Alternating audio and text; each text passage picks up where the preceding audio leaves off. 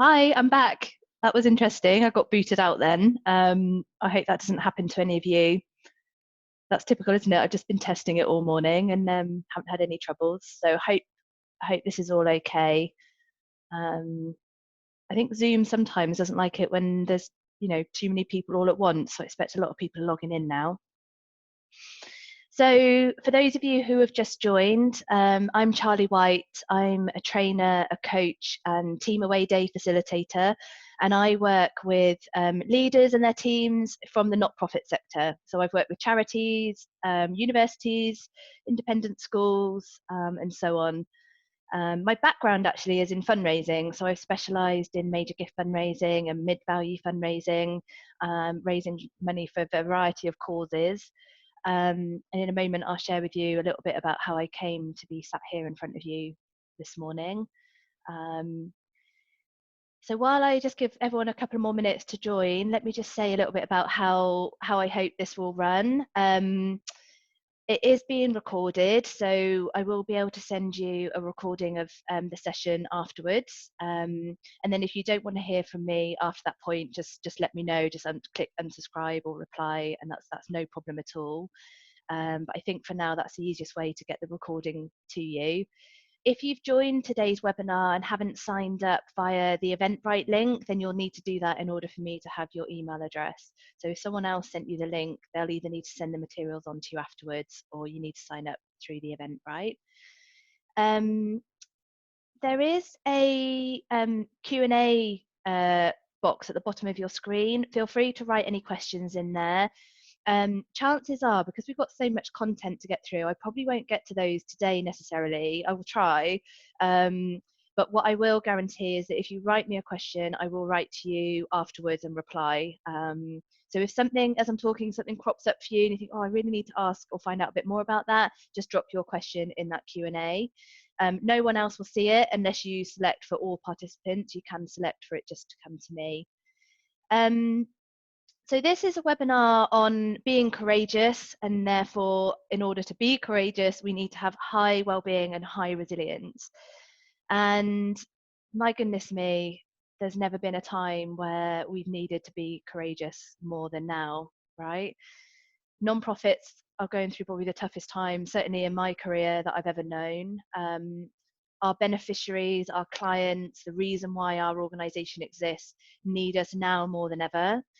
And yet income is dropping in many areas. The competition for funding is going up. Many non-profit staff are on furlough leave, which will bring its own set of kind of concerns and stress, opportunities, of course, as well. But I recognise that that's quite a unique thing that's happened. I didn't even know what the term furlough meant until a couple of weeks ago, and now it's happening all over the place. And anyone not on furlough leave will suddenly find, I'm sure, that their workload has doubled, trebled. They haven't got as many colleagues around them to help them fulfill what they need to do. So these are difficult times, and a lot of our usual go-to routes for boosting our well-being, such as having a good natter with friends, in a nice pub garden over a glass of wine, for example, we're no longer able to do right now. Never before has there been a government directive to stay away from our friends and family. Now that is going to take its toll. I'm certainly feeling the impact of that, and now we're 3 or 4 weeks in. And not knowing when it's going to end as well. So in this session, I want to offer practical tools, techniques, ways of thinking, different things you can do as well to help you get into a more resourceful mindset, so that then you can take action to boost your well-being and resilience, despite what we're all going through at the moment. It is a big topic. Usually when I run a session like this with teams, it's normally over a couple of days at least. And so when I was putting this together, I had to think very carefully about what to leave out. So there is going to be gaps here, but what I've chosen to share with you are the things that I personally have found most useful over my career, and also a lot of the people that I've coached over the years. No need for you to take notes. I will share the recording. I will share any slides. What I really encourage you to do is just sit back, relax, absorb all the information that you want to. Um, I do have a notepad and pen to hand because we are going to do a couple of exercises. But otherwise, just try and stay curious, stay open, stay relaxed, and just try and just take from this what's useful for you. If you find yourself hearing something and thinking, oh no, I don't think that'll work for me, that doesn't resonate, that doesn't connect in some way, that's absolutely fine. Leave it here. Don't fill up your headspace with anything that isn't useful. But perhaps I just encourage you, if you are resisting a concept or a technique, just notice that and be curious and think, why is that? Why am I resisting that?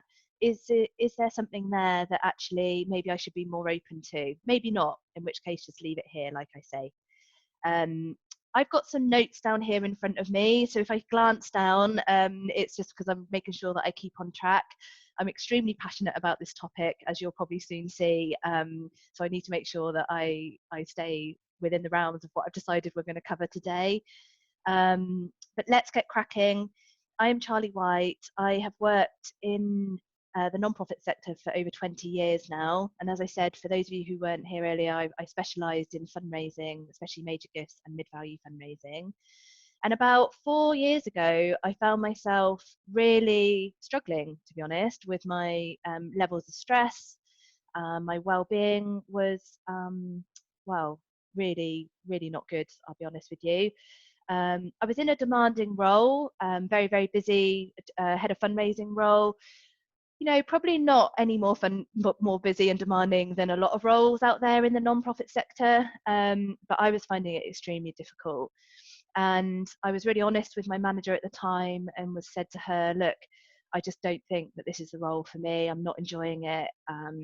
It's just kind of, you know, that feeling when you get home from work and you just have nothing left to give. I wasn't really doing any hobbies. I was sort of avoiding meeting up with friends. I became that flaky person that would just cancel at the last minute all the time. I just didn't have the energy. I wasn't looking after myself very well. Wasn't necessarily exercising that much or eating that well. Just feeling really de-energized. And so I was honest with my manager and said, look, I just need to take some time off over Christmas. But I'll be honest with you, I'd already decided that I was going to leave that role. It was just becoming too much. I had a large commute as well, which was taking its toll. My manager at the time was absolutely brilliant. She leapt into action, and in the January, she said to me, Charlie, look, would you consider working with a leadership coach and just see if there's anything there that they can help you with? So I had 6 sessions over about 3 months, and he, through the work that I did with him, it completely transformed, and I don't use that word lightly, completely transformed how I went about that role, how I felt about myself in that role, um, how I felt day to day really, and the choices that I made on a day to day basis. Um, and I think I narrowly swerved burning out. I really did. I was very, very close to just dropping the tools and just leaving very quickly. And it was a transformational experience. And I thought, my goodness, I can't be the only person in the nonprofit sector to have got to this point where I was just going to leave my role. And so I went on to have another 18 months in that role, but the best 18 months of my career by far. The role didn't get any less demanding, believe me. If anything, it got more demanding because my peer left and her team kind of magically became part of my team, as often happens. So suddenly I found myself responsible for sort of higher targets, etc. But it was how I went about that role that changed. And so I qualified as a coach over that time as well. And now I work for myself and I work with teams to help them really increase their well-being, help them increase their enjoyment of their job, no matter how demanding it might be. So when I talk about well-being, what I mean by that is that experience of high life satisfaction, you know, where you just feel content, fulfilled, that warm glow, you feel healthy, you've got good mental health. We need high levels of well-being in order to perform at our best.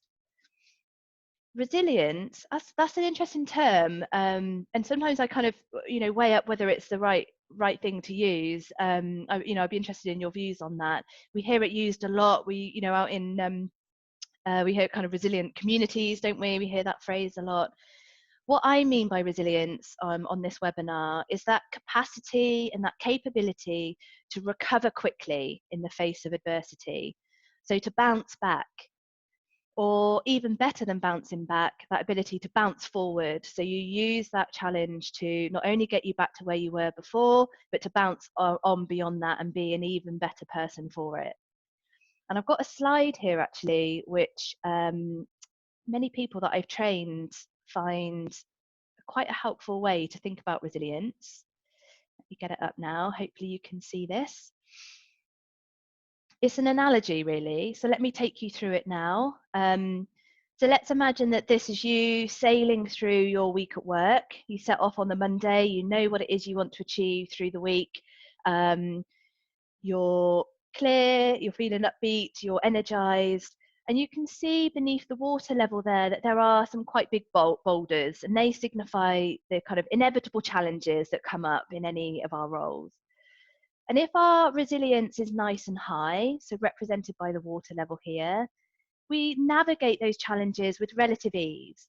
The challenges kind of, yep, we deal with them and then we move on. We come across the next challenge, we deal with that, and then we move on and keep going in the direction that we want to go. We're not sent off course too much. We're not impacted too much. If our resilience is lower than is ideal, perhaps the water level here is maybe halfway down, then we're going to sail along and hit up against that boulder with quite a lot of force. Water will be lost over the side, maybe even the boat will be dented a little bit. And then we approach the next boulder and we hit up against it, more water is lost, boat is damaged a little bit more, and we keep trying to make progress.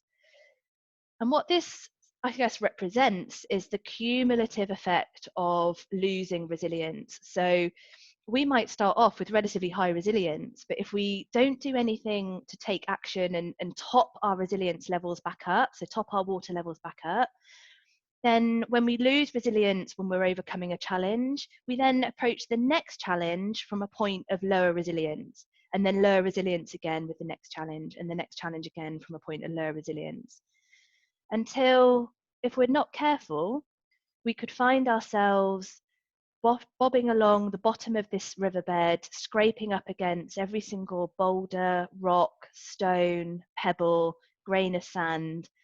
And that is the point whereby even the smallest, some relatively insignificant challenges can feel like a big deal, can even feel insurmountable. And that is absolutely what we want to try and avoid for ourselves. And if you are sort of hearing that description and recognizing that that is where you are at the moment, then I can't urge you more strongly enough to reach out, get some help. Could be a good time to give your GP a call, reach out to your manager, reach out to friends, family. Don't try and do it alone.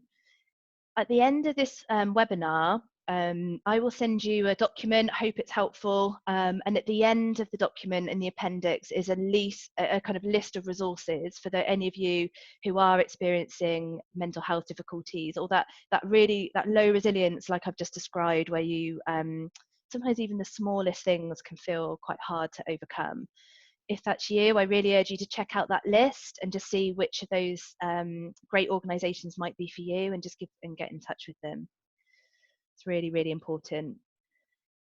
The other thing I just want to say about resilience and well-being is, of course, they are inextricably linked. So when our well-being is nice and high, we are more able to bounce back in the face of challenges. And when our resilience is nice and high and we can bounce back with relative ease, then of course that improves our well-being. So if we have high well-being, we're more likely to have high resilience, and vice versa. In times of uncertainty, my goodness, like we're facing at the moment, one of the biggest drains on our resilience is high levels of stress. Now, don't get me wrong, some stress is good for us. You know, I don't know if you're like me, but I certainly perform at my best when I'm kind of nearing a deadline. That level of stress just gets me going, pushes me out of my comfort zone, elevates me to really kind of be firing on all cylinders and achieving what I need to achieve. So I'm not for a moment saying that all stress is bad for us. We need some element of stress to really help us perform at our best. But when stress becomes a problem is when it tips over into a point where it becomes bad stress, so distress. When we start to experience some of those common symptoms of high stress. So maybe you might like to take a moment now and think, what are the symptoms that I experience when I'm feeling levels of bad stress? So many people that I coach who are feeling stressed and overwhelmed describe not really sleeping that well, struggling to get off to sleep or waking up in the middle of the night and kind of ruminating and thinking things over. Some people experience a loss of appetite and that kind of churny feeling in your tummy, that almost like butterfly feeling. Other people experience stress as a sort of a feeling of like wanting to overeat and suppress any difficult emotions. Sometimes you can feel quite lethargic, can end up procrastinating, avoiding things, feeling sort of unfocused. Other people might experience high levels of stress as almost being quite wired and het up and find it difficult to relax, and they might find themselves sort of scrolling through their phone mindlessly and flitting from one thing to another. Sometimes we can have quite physical symptoms such as heart racing, feeling breathless, um, sort of quite agitated. Emotionally, yeah, we can become more emotional, maybe more quick to tears, feeling maybe more anger, irritable, lose our sense of humour, lose our ability to show empathy for others. All of these are very, very common symptoms of stress. And they, even if you experience a small handful of those symptoms, it makes for a really, really unpleasant experience, and of course is going to detrimentally impact our well-being. And it's very hard to feel courageous when we are experiencing those symptoms. And if we're at a time in our careers and for our organization where we need to be bold, we want to be creative, we want to lean in, we want to show grit, we want to do our absolute best for the people that we are here to serve, then we need to manage these stress symptoms so that we are more in a more resourceful state to be able to do that. So before I move on to what actually is going on in our bodies in order to kind of cause those symptoms, I just want you on the left-hand side of your sheet of paper just to jot down what are the sort of early signs of strain that you experience when you notice that your stress levels are starting to rise? So what are the early indicators that you could watch out for and be aware of that signify that maybe you're tipping over from a point of good stress where you feel buoyed up and sort of energized, and over into a point where it is becoming less than helpful stress? It's maybe even negative stress.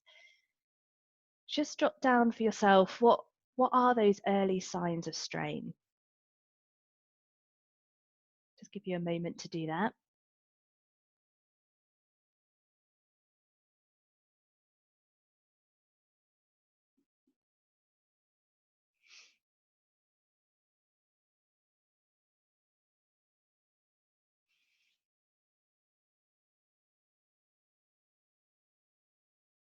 It may well be that with COVID-19 that some of these symptoms feel very, very present for you at the moment.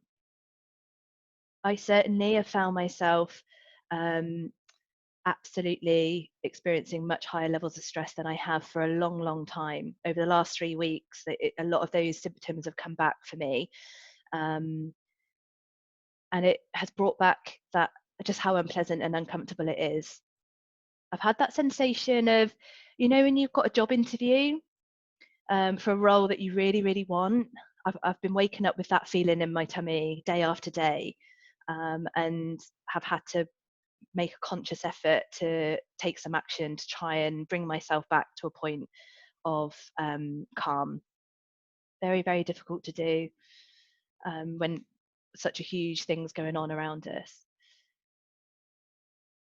But if we can recognize those early signs of strain, we have a better chance of being able to take action, intervene decisively before it spirals and becomes a very high stress scenario from which it makes it harder to pull ourselves back from.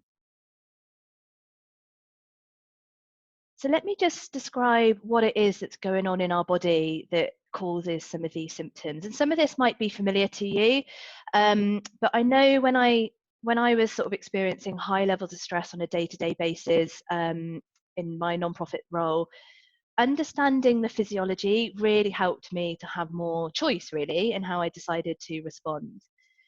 So I'm sure you've all heard, or most of you have heard of the fight or flight response.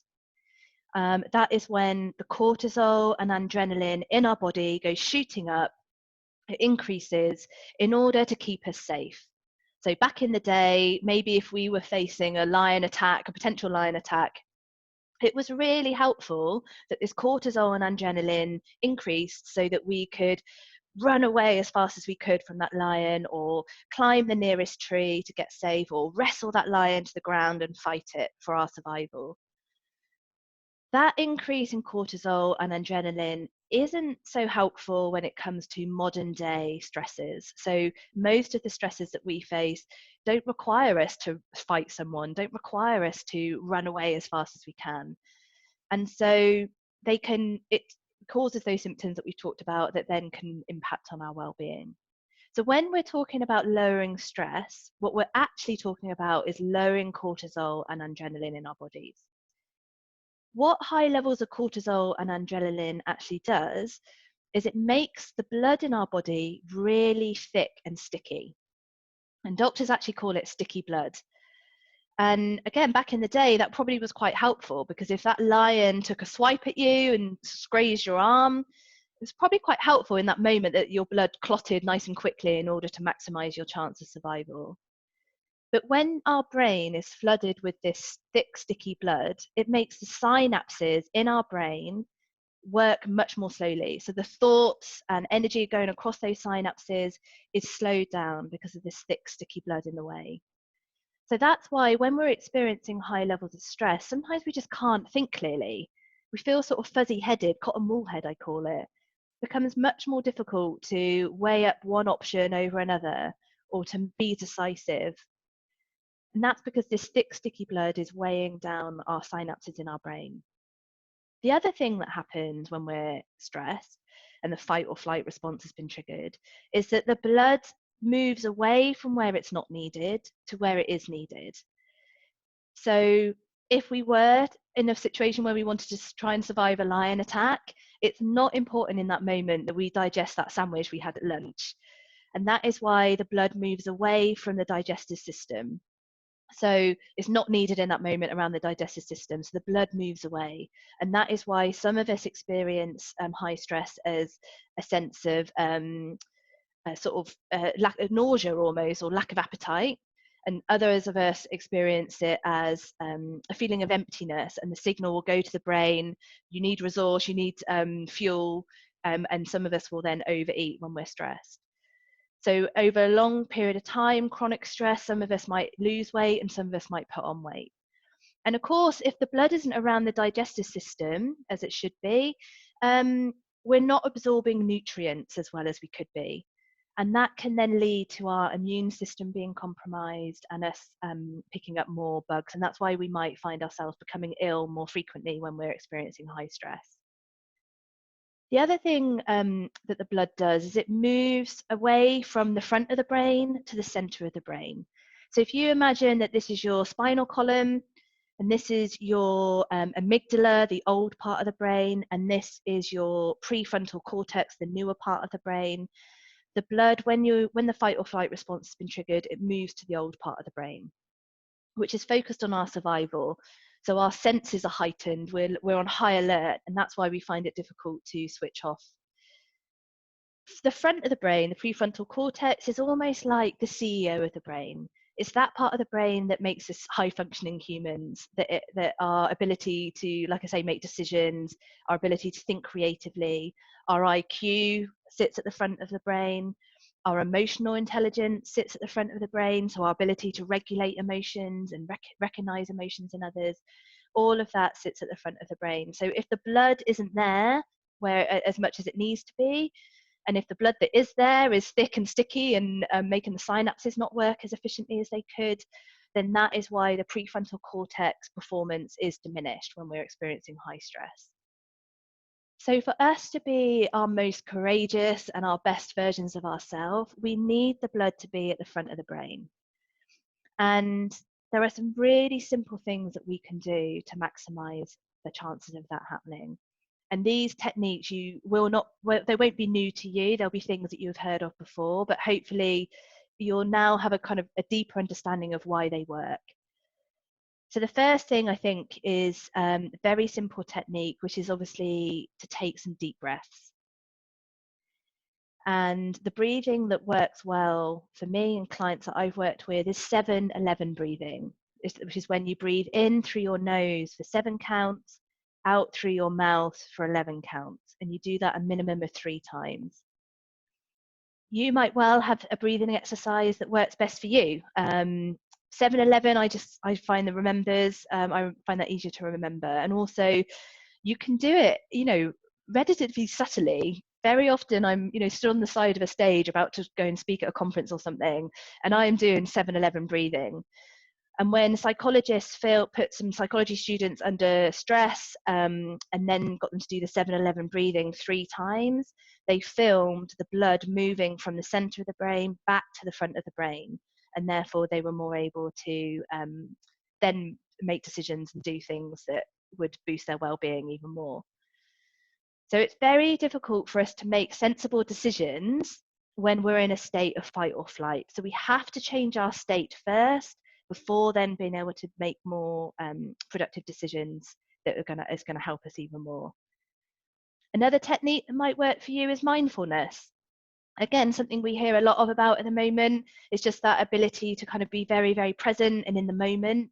So making sure that your feet are firmly planted on the floor, that you're concentrating on relaxing your shoulders, the sensation of the chair underneath your legs, being conscious of the texture of the table, thinking about, concentrating on your breath, breathing in and out.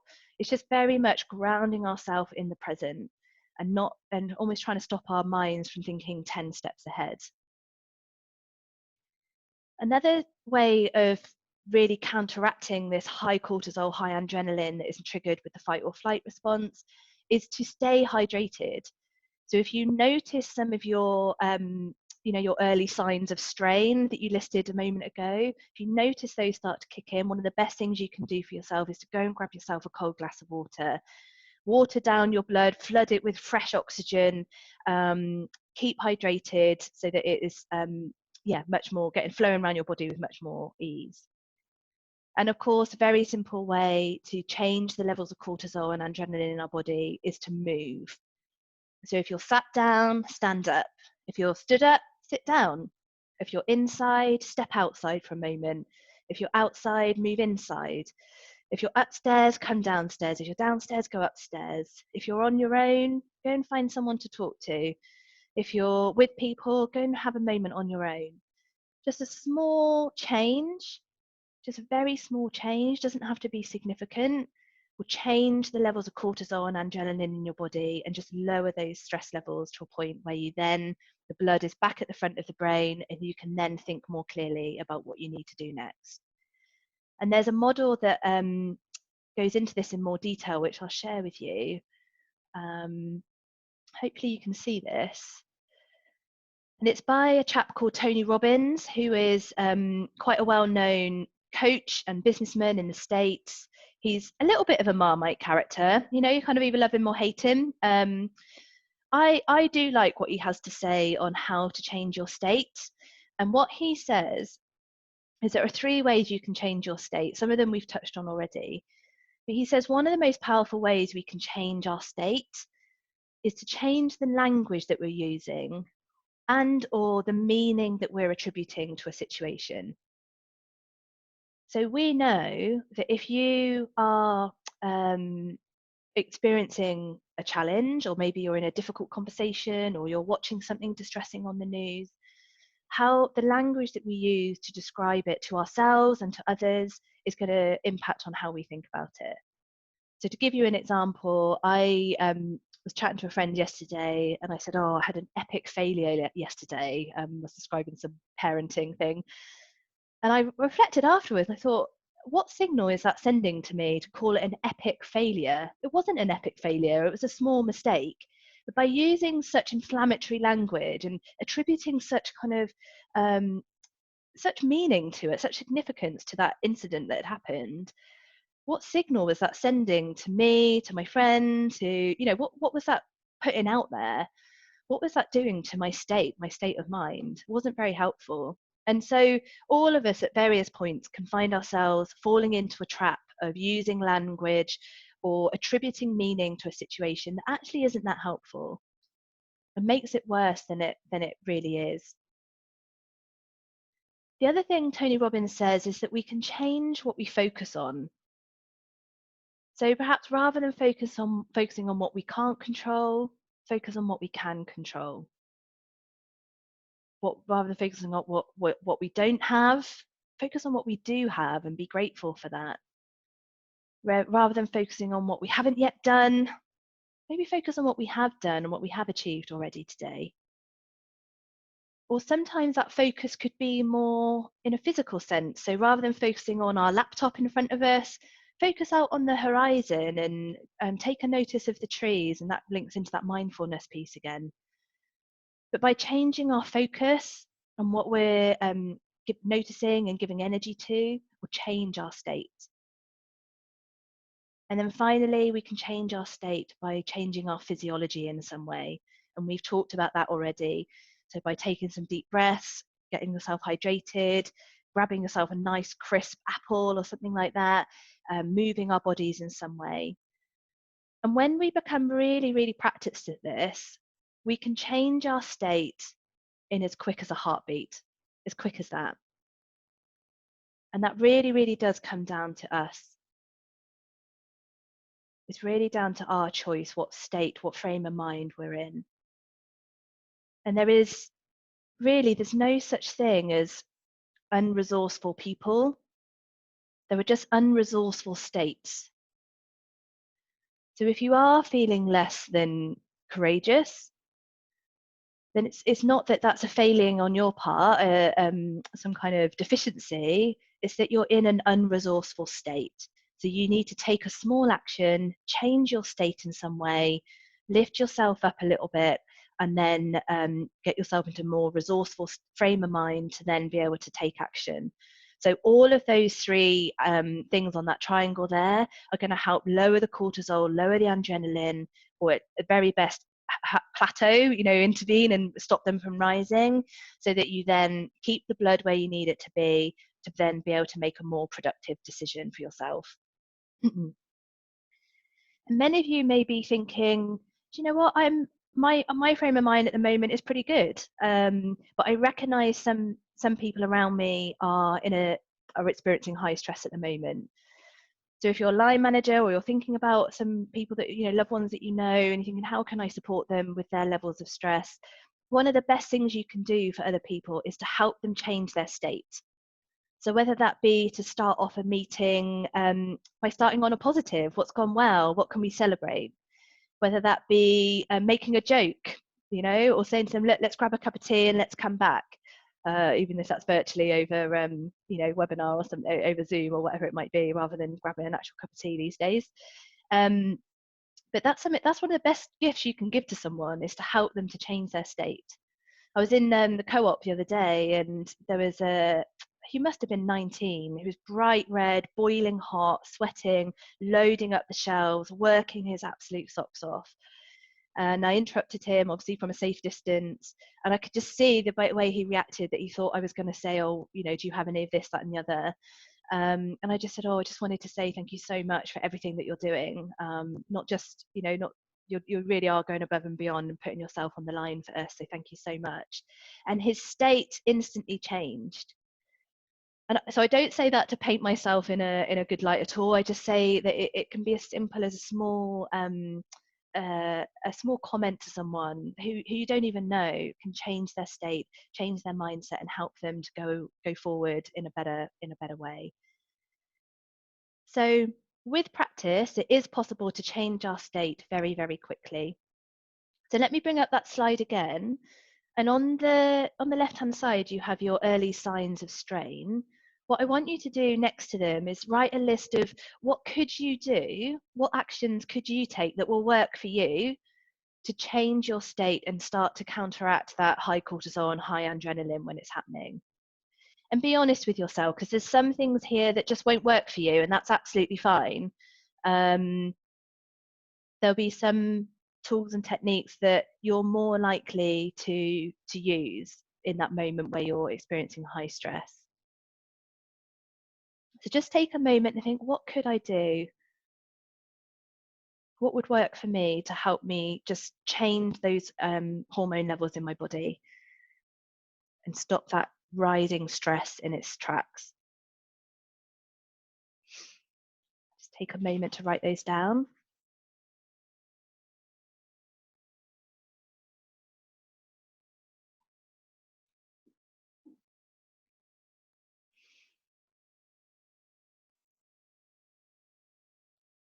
Of course, one of the things that's difficult to change at the moment is our focus with the COVID-19 pandemic is focusing on what we can't control. There isn't much about that we control at all, apart from our ability to stay home. And I have definitely found myself focusing on the COVID-19 pandemic, and and so much of that I can't control. But what I can control is how much I expose myself to that. So I have limited the number of times I check my phone, limited the amount of time I watch the news, etc. Just to try and keep a cap on how much focus I want to give it. And I have noticed in the last couple of days that my well-being has improved as a result of that.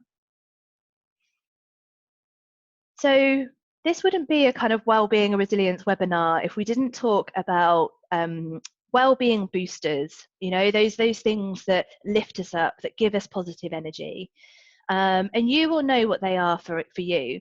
So whether that be doing your daily bit of exercise and making sure you make the most of that in a way that's safe, doing a fun activity, calling a friend, learning something new, you will know what your well-being boosters are. But when we're in a place of low resilience and our well-being is lower than is ideal, it's really hard to make ourselves do those things that we know would be so good for us. And as we know, the reason why that is because the blood isn't at the front of the brain where we need it to be in order to make a good logical decision. So that again is where changing our state really comes into its own. And I remember being in a really, really busy office, back-to-back meetings, and people would say to me, Charlie, what you need to do is make sure you go out for a walk at lunchtime. And I remember thinking that they just have zero understanding of how much is on my plate if they think that going for a walk at lunchtime is an option. And of course, it was that I was in the wrong state to be able to make that decision. So if I'd taken a moment to maybe go and have a moment on my own, do some mindfulness, or go and grab a nice cold glass of water and be in the moment drinking that, whatever it was that I needed to do to change my state, I then might have been more likely to have made that positive decision to just have a walk around the block, or go and find somebody who I get on well with and lifts me up. So it helps to have absolute clarity about what your well-being boosters are so that you can readily access them. It really helps to be clear on what they are.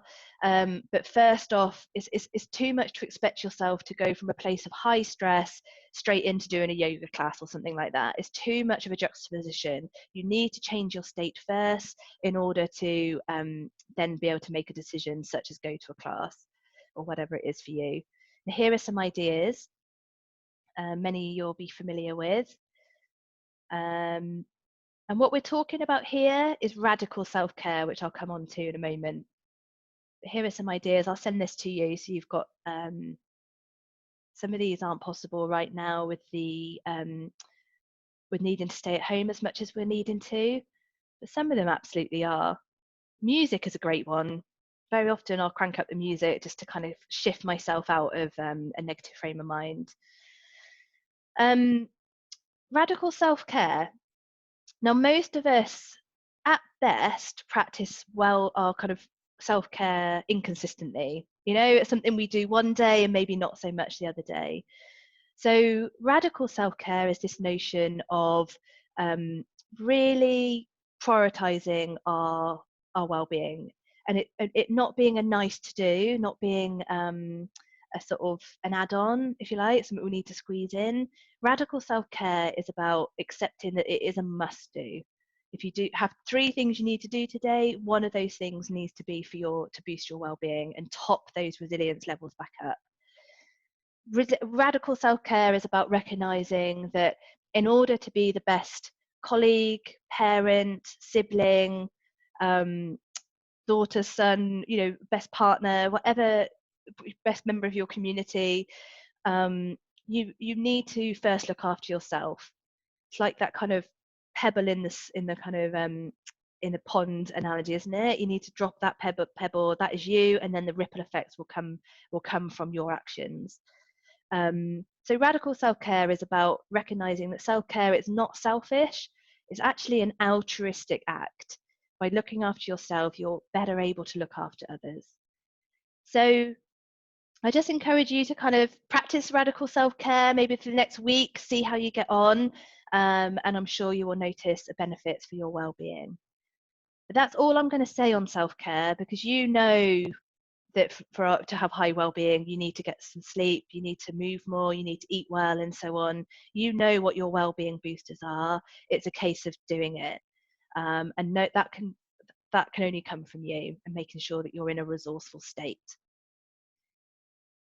So we focus so far quite a bit on the physical side of stress, the physiology and what goes on. What I want to do now is dig a little bit deeper.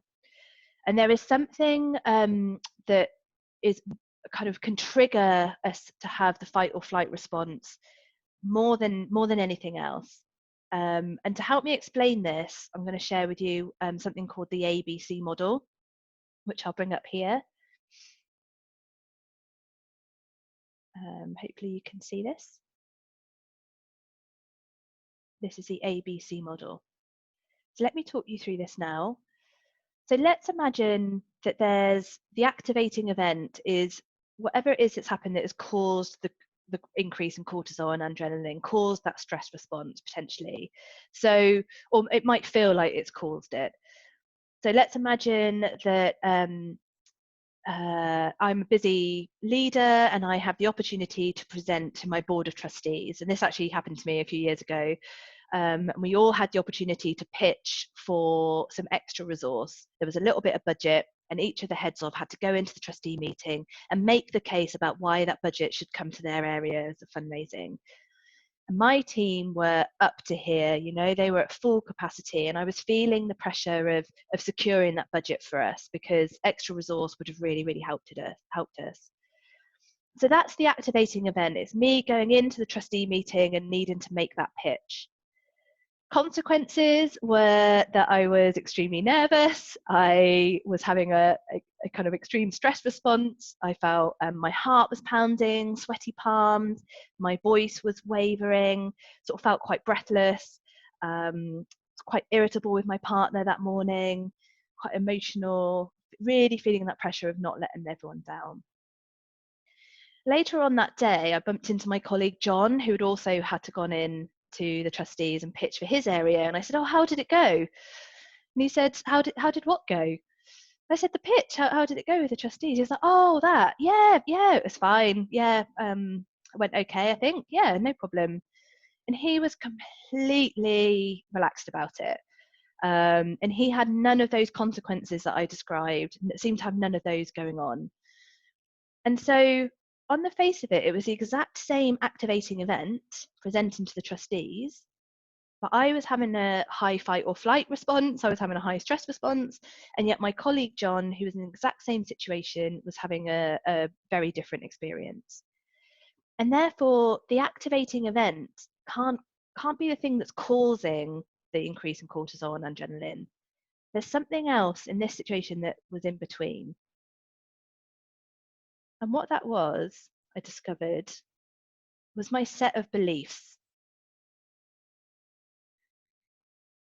Now, if we take that a belief is something that you feel certain of, which may or may not be true, sometimes they can be helpful, sometimes they can be more unhelpful. But the thing with beliefs is because they're in our head, either consciously or subconsciously, they feel like facts. Especially, we have a tendency to focus on the more limiting beliefs, the more negative beliefs.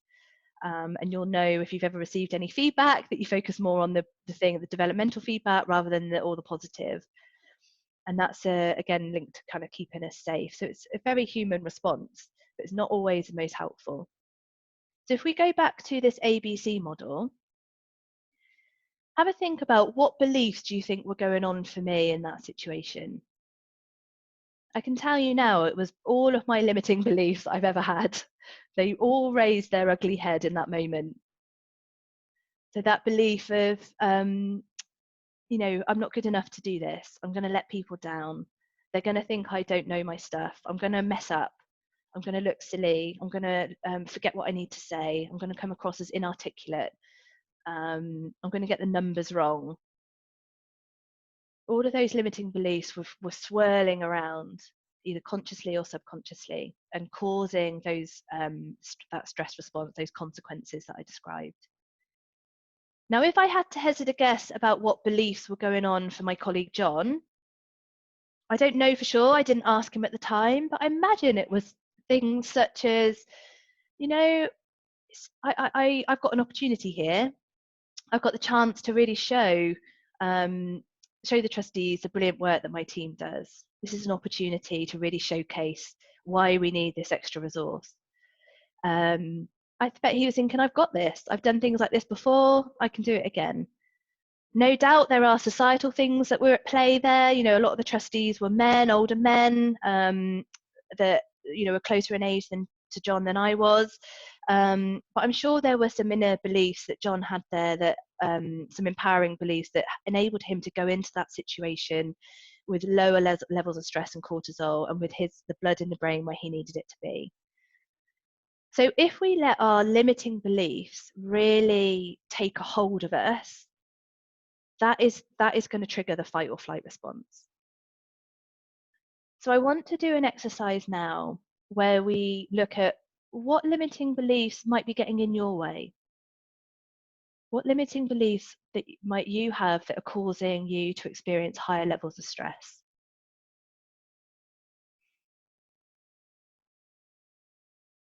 This is just to describe, where do our limiting beliefs come from? And the person with the flip chart there is to signify a person in authority. So very often our beliefs are formed when someone in a position of authority, whether that be a parent, a teacher, a sibling, a manager, says or does something towards us that evokes a high emotion, depicted by the heart here. At a time when we are susceptible to believing things, which, as you know, will tend to be when we're young, in our childhood. So a lot of our beliefs, whether they be empowering or limiting beliefs, will be formed through our childhood. They also can be formed at a time when we're susceptible to believing things, and that can be when we're feeling more vulnerable. So perhaps we're facing redundancy, or we've been through a breakup, or we've been given a diagnosis, or these things that happen that make us feel more vulnerable and more susceptible to believing something. But on the whole, a lot of our beliefs are formed in childhood. And of course, they can be empowering and they can be limiting. And it's our limiting beliefs that trigger that stress response. So pick up your pen. And this is quite a deep, reflective exercise. So just take a deep breath, get yourself grounded. And I want you to write down a belief that you have that is holding you back. What is a thought that comes into your mind, and when it's there, you then notice those signs of strain, that high levels of stress start to come through? Beliefs are normally phrased as I am this, or I feel this. If it's too confronting to write it down, just hold it in your mind's eye. So only write it down if you want to.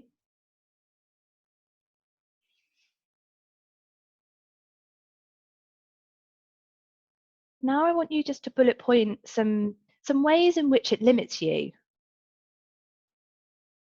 So does it hold you back from being as brave, being as courageous? Does it hold you back from reaching for opportunities? Does it stop you from being your best version of yourself? Does it cause you to experience some of those stress symptoms? How does that belief limit you?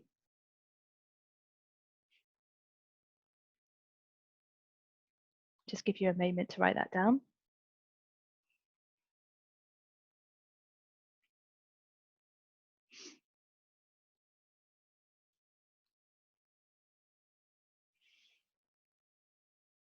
Now I want you to think about who would you be if you just didn't have that belief. It just didn't exist for you. It was almost laughable that you could believe that about yourself. Who would you be? How would you feel?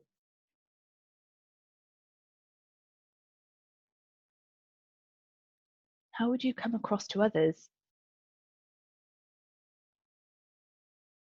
Write down some descriptor words of who you would be if you didn't have that belief.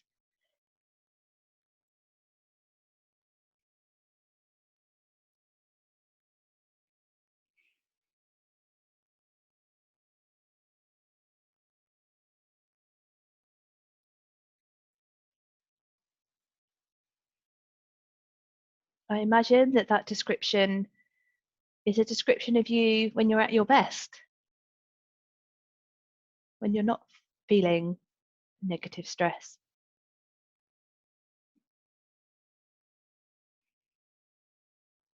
And so, therefore, what is the opposite of that limiting belief? Or how could you reframe it in a way that is useful to you?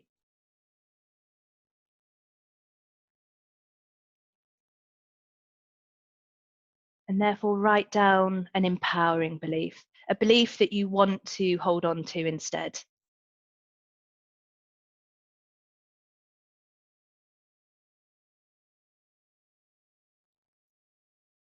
Something that serves you better, that's something that's more useful to you.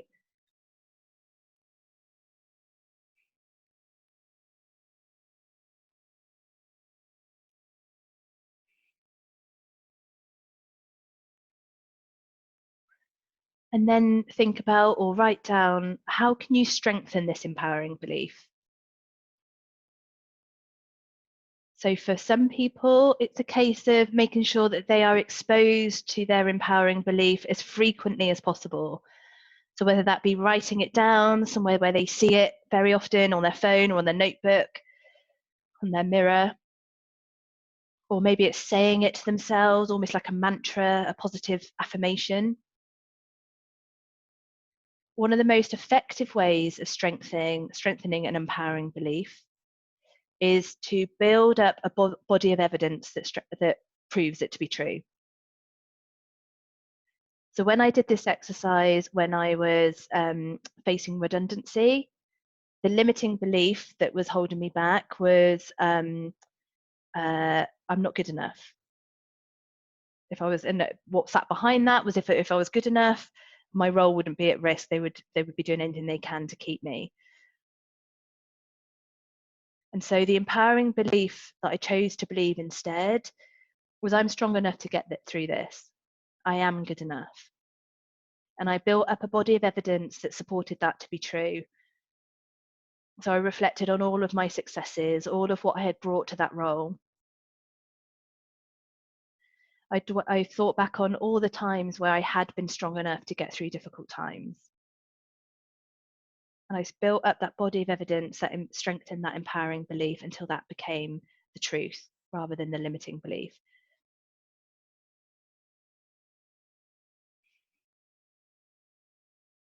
And if we go back to the ABC model,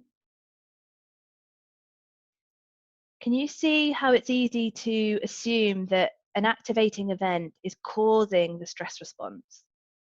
And sometimes that may well be the case, but very often through the work that I've done for myself and also for others, there's something that sits in the middle, and that's the belief or the meaning that we attribute to that event. So I've coached people over the last couple of weeks who have been placed on furlough leave.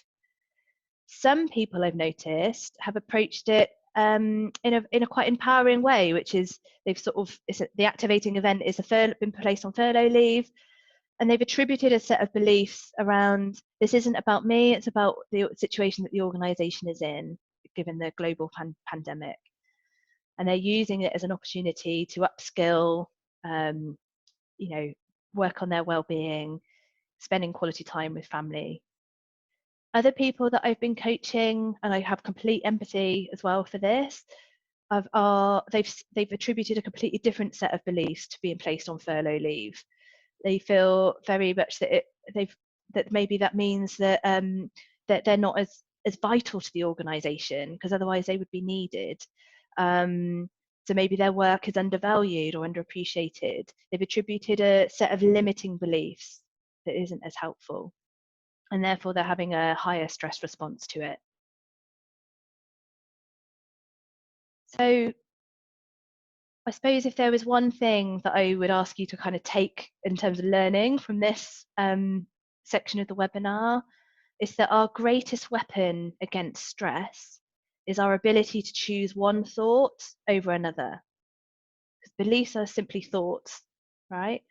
So if we can believe one set of beliefs and have one set of thoughts that are more empowering and lift us up over the more limiting beliefs, then we're going to be in a more resourceful place and have lower cortisol and lower adrenaline.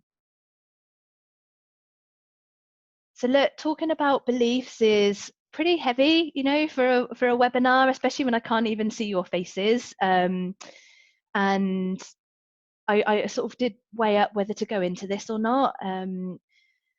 But the more I thought about it, I knew that this is where, for me, the real transformation happened when it came to managing my own stress and boosting my well-being and resilience.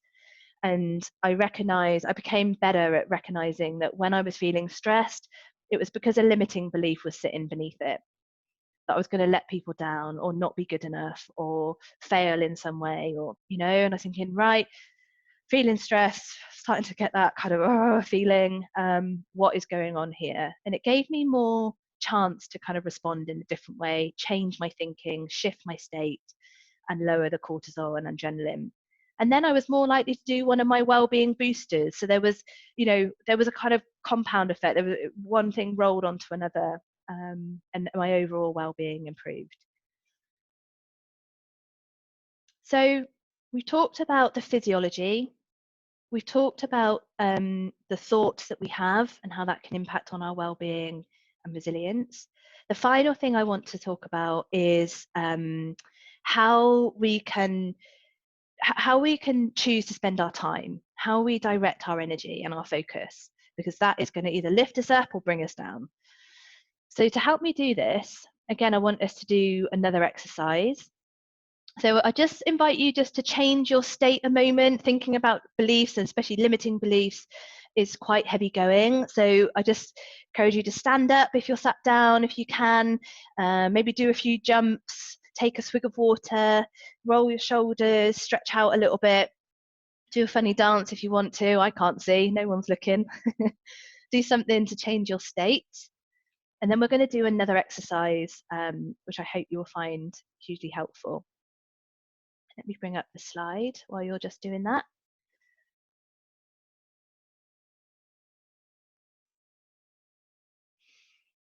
I didn't mention this at the time actually, but some people find labeling their inner gremlin, so their inner critic, and giving it a name. Some people find that helpful. Just kind of helps us to recognize that those limiting beliefs, those negative thoughts, that's not who we are. It's just part of who we are. And if we give it a name, it's like, there you go again, raising your ugly head, causing me to feel stressed. You're not serving me right now. Off you go. So maybe think about giving your labeling your inner gremlin. So don't know if you saw this. I'd love to know what the music is that she's dancing to. Absolutely brilliant, in the moment, bossing it, in her element, just loving life. Just I can't watch this and not smile. So I want you to think about a time in your career, doesn't have to be your current role, when you felt like this. You're like, yes, I've got this. I'm owning it. I'm absolutely bossing it. I'm in my element. Don't care what other people are thinking. I'm just doing it. So think about a peak time in your career where you felt really fulfilled, happy, energized, the best version of yourself. And be as specific as you can. So a specific project, maybe a specific event, maybe a specific group of people you were working with, specific day. Just take a moment to bring that experience to the fore. Doesn't have to be your current role, could be a previous role.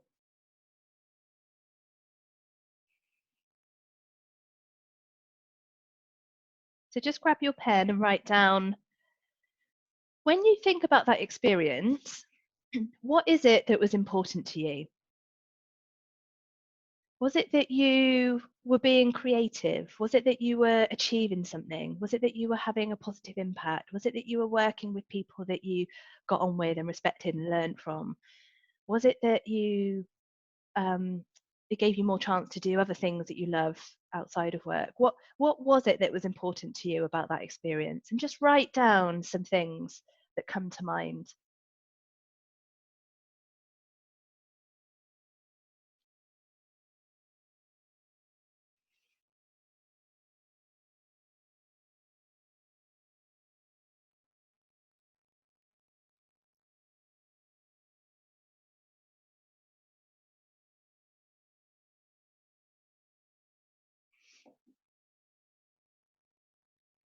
Okay.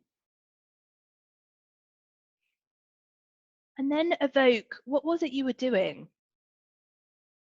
Were you filling out a spreadsheet? Were you planning? Were you being organized? Were you um, creating something new? Were you completing something? What was it you were actually doing? Were you negotiating? Were you influencing? Were you helping people?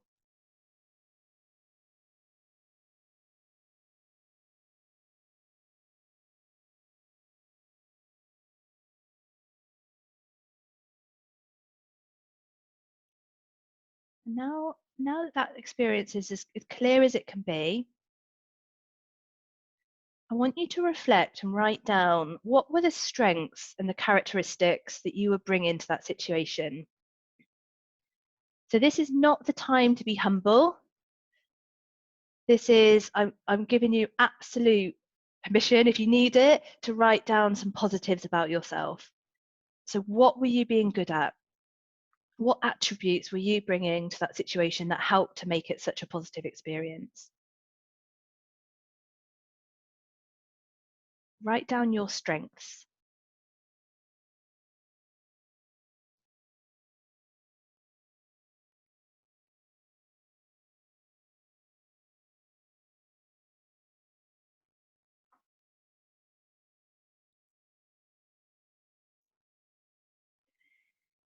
Now, if you're finding it quite difficult to identify what your strengths are, one way to think about it is to think, if I was being observed by someone independent when they were watching me in this experience and in this situation, how would they describe me?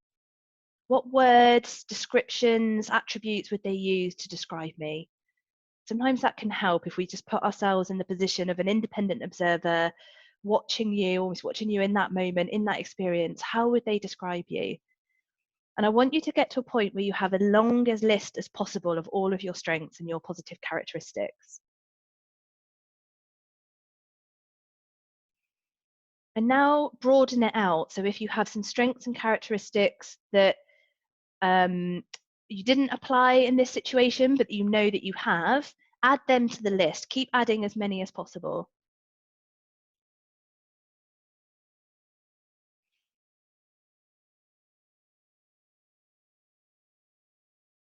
This is really, really important work. People that I've coached and trained who have seem to have naturally higher levels of resilience, they seem to be able to cope with challenges really well. They tend to be people who have absolute clarity about what they're good at and also what they're not good at, and are fine with that. So this is helping you to get to that deeper level of self-awareness. So now you've got your list of strengths and your positive attributes. I want you to just make sure there's nothing missing. And then have a look at that list and then think, of these strengths, which ones do I also really enjoy using? You know, there may well be some strengths on there that that you've learned to be good at. But if you're honest with yourself, you don't particularly enjoy it, or you don't love it. You might find it okay, but it doesn't bring you absolute joy. So I'm pretty good at putting together a fundraising strategy, you know, from feedback I've got, or you know, just how I've learned how to do that throughout my career. I don't enjoy it though. It's something that would sit on my to-do list, and I would, you know, it would be something that I'd have to build up to. It didn't come easily to me. It wasn't something I enjoyed. Something I'd learned to become good at, but I didn't enjoy it. So circle or put a star next to those strengths that you also really enjoy using.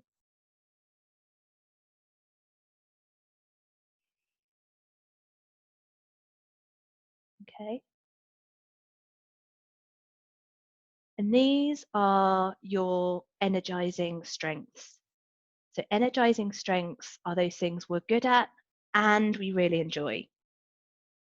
They give us positive energy. When we're using our energizing strengths, we are at our best, we're our most resourceful. It contributes to a higher sense of well-being.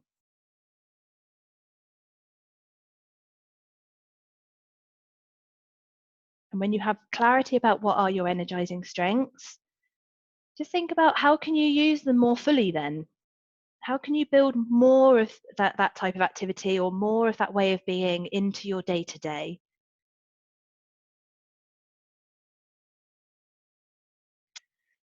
So why do you think I've got you thinking about what you're good at and what you enjoy, your energizing strengths? Well, the reason for that is because evidence has shown that people who play to their energizing strengths, so people who use their energizing strengths at least 80% of the time, are more resilient and have higher levels of well-being and occur lower stress.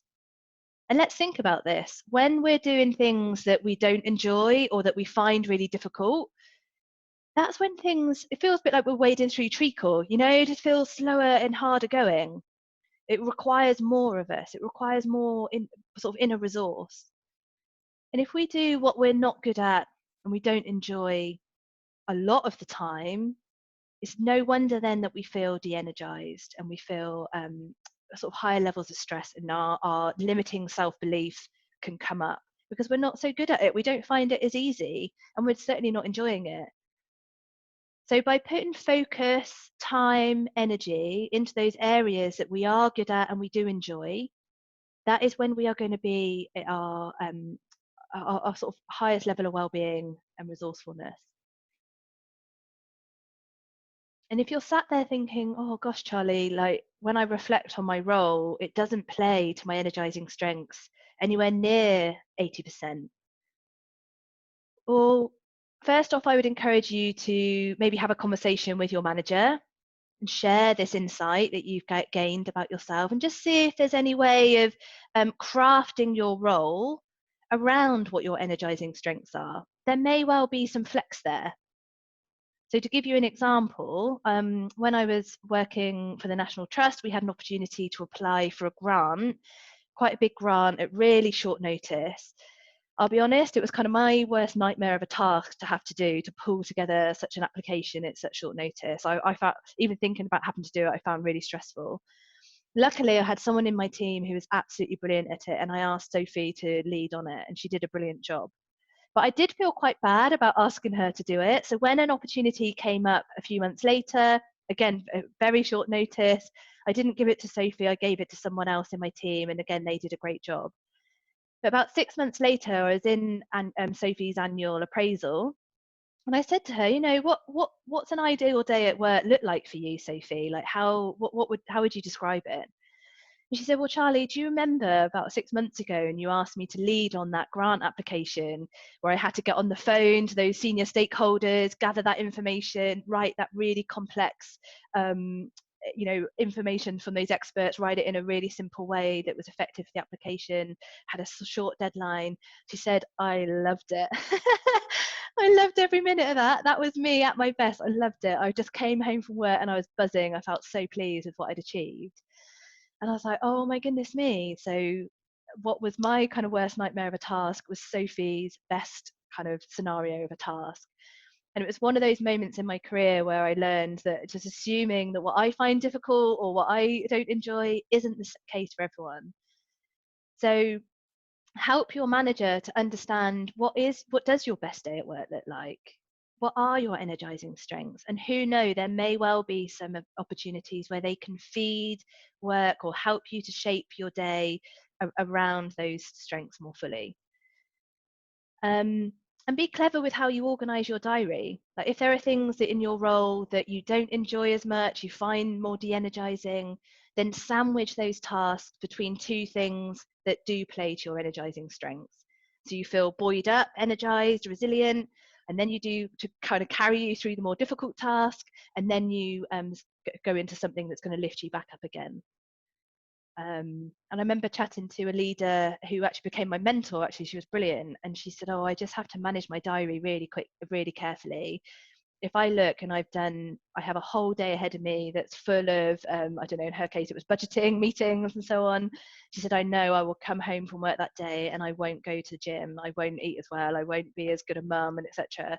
So I have to shift my diary around so that those meetings and those tasks that I find more difficult are sandwiched between things that I really enjoy and I find more easy. So successful leaders and people who are more courageous are clever about how they spend their time. So I'll send you afterwards an article about job crafting. I found it really interesting around kind of crafting your role to play to your energizing strengths as much as possible. And look at your life as a whole as well. If you can't get as many of your energizing strengths into your day job, maybe think about how you can build it into your life outside of work as well. But the second key piece of learning, I think, from this webinar that I hope you take away is that people don't burn out because they're too busy. People don't burn out because they're doing too much. People burn out because they do too little of what they love. People burn out because they do too little of what they love. So if I think about the time where I was experiencing high stress, was extremely unhappy and had very low well-being and low resilience, it's because I was doing a lot of what I found really, really hard and actually I wasn't that good at probably. Or I'd learned to become better at it, but it was a struggle. And as soon as I shifted how I spent my time, in my case, it was a case of shifting career, but for you, it might be just a case of tweaking how you spend your diary and time in your diary. You will come into your day from a more resourceful, upbeat place. So they are your energizing strengths. And I think we don't spend as much time as we should on what is it that we're good at and we enjoy. Just a little caveat to that, if you are someone with perfectionist tendencies, as I am, and many people in the not-profit sector are, just be aware of not avoiding things that you're not good at, because I found myself avoiding things that I wasn't good at, but actually I did enjoy. So when we're in a place of doing things we're not good at, but we do enjoy, and that is when we're growing and learning, and hopefully we get to the point where we are good at those things. So to give you an example, I'm hopeless at yoga, absolutely hopeless. And I don't seem to be getting any better, but I do really enjoy it. So I do keep doing it. So just as a caveat, I'm not for it by any stretch of imagination saying only do things you're good at. It is important to also do things we're not so good at, as long as we enjoy it. So that's just a little caveat if you are someone with slight perfectionist tendencies. Why won't this move on? The final thing I want to leave you with is to say, in any of our networks, we have some energy angels and energy vampires depicted by this image here. So be clever about who you spend time with, who you give your time and energy to. If you want to be resilient, surround yourself with and spend time with and give energy and time to energy angels, those people who lift us up, those people who are positive and more solution focused and make us laugh and really get us. And try and limit the time that you spend with those people that de-energize you, that you find more negative, that bring you down, as far as you can. That it's not always possible. I'm sure you can identify some energy vampires in your life who you have no choice but to work with, and just make sure that if you have got a time with them, that you sandwich it between time with a couple of energy angels. Energy vampires, don't be too negative, too mean on them. They're doing the very best they can with a set of circumstances that they were born into and that they've lived through. This isn't a criticism to energy vampires at all. I'm sure there'll be some limiting beliefs that are kicking in there for them that is causing them to be sort of people that are always falling on the negative side, always being pessimistic and sapping the energy out of a room. So this isn't doing those people down. Everyone's doing the best in the circumstances that they have. But when you're thinking about how can I boost my resilience and well-being, one of the most effective ways to do that is choose very carefully who you choose to spend time with, and make sure that you have enough energy angels in your life. So to summarize, let me bring up my summary slide. Remember that well-being and resilience are interconnected. So high levels of well-being require us to be able to have the ability to bounce back in the face of adversity. Our ability to bounce back tends to require higher levels of well-being. Know the physiology of stress. So when you're recognizing those early signs that you might be under strain, so when your cortisol and adrenaline is increasing in your body, recognize that sign. No, it's not a failure on your part. It's a very powerful physiological response that's happening that is there to keep you safe. It's absolutely natural. But if you can take action to cap it where it is or even decrease it, then your stress levels will lower and the symptoms will be less impactful. And take action to be in a more resourceful state. So remember, we can change our state in a heartbeat by changing the language or the meaning that we're using, the focus that we're giving, or by changing our physiology. Practice radical self-care. It's not selfish to put ourselves first and to look after ourselves. It's absolutely imperative if you want to be the best parent, colleague, partner, member of your community that you want to be. It's an altruistic act to look after yourself. Manage your limiting beliefs. First off, know what they are and manage them and keep them in check. Make sure they don't overwhelm you. And the best way to do that is to strengthen your empowering beliefs. Crowd out your limiting beliefs with as many empowering beliefs as possible. Play to your energizing strengths. Do what you're good at and you enjoy. And find your empowering support group. So those energy angels who lift you up, challenge you as well, but from a place of high support, high care, and people who really get you for who you are. And ask for help. It's very hard to do a lot of this stuff alone, so reach out for help, whether that be from a coach like myself, from your manager, from a friend, from a colleague, from a loved one, but make sure you seek help if you need to. And that's my details. Please get in touch on Twitter or email or check out my website if you want any more information.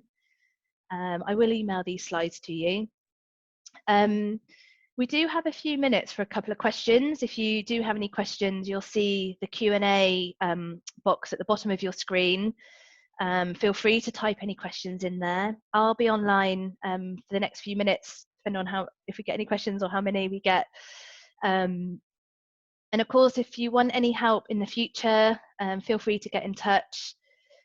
I do one-to-one coaching. I do training for teams, and I do sort of team away day facilitation. All of that stuff can be done online as well. So feel free to get in touch. So have I got any questions coming through?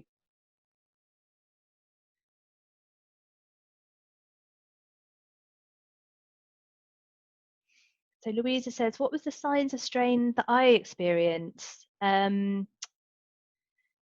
My early signs of strain, funnily enough, actually, is avoiding things. So if I find myself avoiding my inbox, or avoiding responding to emails, or even though, if I see messages, I'm an introvert at heart, so I find kind of constant communication, I do find it quite draining. I have to charge up my batteries from within, and having time on my own, and especially at the moment being at home with the family all the time, I'm finding it really hard to find time and space to do that. So my early warning sign that my sign of strain is when I start avoiding things, and then I know that I need to do something to shift myself out of it. Helen says, Jane says, when you receive the recorded webinar, can I share it with my team? Absolutely. Yeah, absolutely. All of the materials that I'll share with you, feel free to circulate. I'm not precious about them at all. I really want to serve. I really want to help as many in the non-profit sector as possible. I know a lot of us aren't in a position to sort of pay for things at the moment, with our budgets being so tight. So if I can be of help in any way at all to you or your team, please let me know. Lots of thank yous coming through. Thank you, that's really kind. I'm really glad to hear that you found it useful. Helen, I haven't got your follow-up question. You've put a but, Helen Lynch. I haven't got your follow-up question. So if you have another question, please feel free to send it through.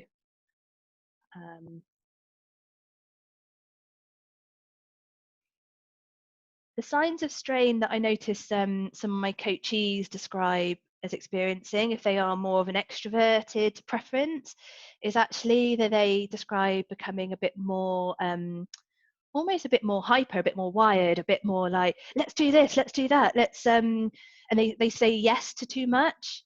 I don't experience that as much, but some people that I've coached have described that, and how that then plays out to their team when their team member is working with them and they're in that highly kind of stressed, agitated state, is that their team notice them moving from one idea to the next. So how that plays out is their team can sometimes lack clarity about what it is that their manager wants them to focus on.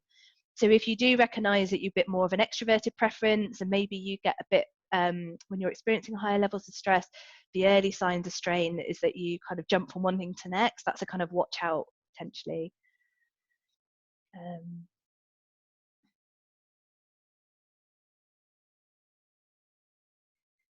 So let me see if there's any other questions. Yeah, I think many of us don't spend time thinking about what limiting beliefs we might have that does hold us back, and it's not always easy work to do, is it? And it is certainly is something that I don't feel it's like a destination that you reach. It's not something like, right, tick, job done, limiting beliefs are in check. It's something that we always have to work on and strive towards, and keep checking in on ourselves about. And sometimes it definitely overwhelms me even, and I practice this stuff and I'm talking about this stuff all the time. So if you do have a limiting belief that, or several even, that are having a detrimental impact on your well-being, I do encourage you to kind of seek some professional support to help you with that, whether that be a counsellor, a coach, even kind of hypnotherapy, this kind of thing. I'm not advocating one thing over another. Just do some research and find out what works best for you. But if it is a limiting belief that is having a detrimental impact on your day to day, then yeah, seek some expert help. And I'm really happy to have a further conversation with you if you want to. Frances has said that she has an extroverted boss like I've described. How can we help her move out of this state or manage our response to her stress? So by all means, send her the details of my webinar. I'm running this same session next week on the 29th of April, and probably will in the future. The response has been overwhelming in terms of people being interested. So I will undoubtedly be running this again in the future. In terms of how you can help her move out of that state, I think being a calming, consistent presence would probably be quite helpful. So you know how people tend to match people's body language. So stress is contagious, right? You know, someone comes into the office or comes onto Zoom and they're in a highly agitated stress, we can pick up on that. Well, conversely, calm, contented, de-stressed state is also contagious. So if you can try and match, try not to reach where they are and pick up on their stress, try and counteract it and do some deep breaths for yourself and come to that session with that manager feeling really grounded and present. And it may well be that they start to shift their body language, how they communicate, to kind of match your communication. I don't know if that's helpful, Francis. Louisa, I will be doing further talks in the future. Again, like I say, I'm doing this session next week, so feel free to join. And I don't know if any of you are fundraisers, but I'm going to be doing some sessions probably for the Institute of Fundraising as well. Don't quite know what they're going to look like yet, but they will certainly be available, I'm sure. So feel free to look out for those. And I'm also going to do a session on how to manage people and lead from a distance, because we're having to do a lot of distance line management, aren't we, at the moment? So if you are a line manager and are thinking, how can I help my team for a start being in a real high well-being, high resilience place, but also help them to kind of maintain their productivity and their performance despite being at a distance and not being in a usual office environment. Keep an eye out on social media for the details of that webinar. Okay, I can't see any other questions that have come through. So all that is left for me to say is thank you so much for entrusting me with your time. I know that in order to join this webinar, you will have had to have said no to doing other things. And I really don't take that lightly. So thank you for trusting me with your precious time. I really am grateful, and I hope it's been useful. It's a bit of a strange experience just talking at myself in the screen. So if you have any feedback on what worked, what didn't, I really want to learn and grow as an online trainer. So please, if you can take a moment to send me any feedback, that'd be great. And yeah, just keep in touch. I'll send you the recording in the next day or two, and have a really good rest of your day. Take care. Bye, everyone.